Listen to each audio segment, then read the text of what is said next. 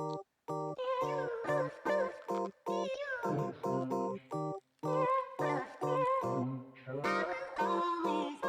い、皆さんおはようございます。トライアスリートのみつるです。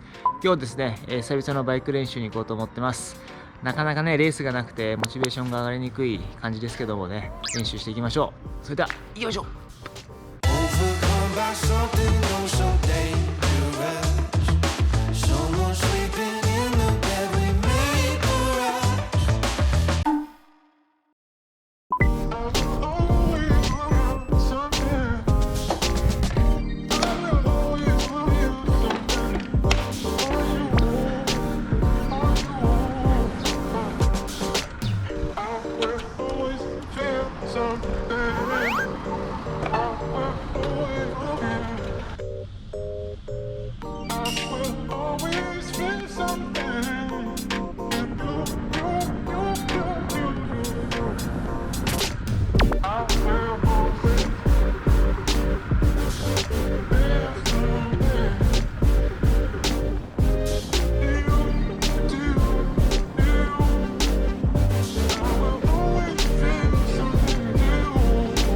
今日はベストコンディションです。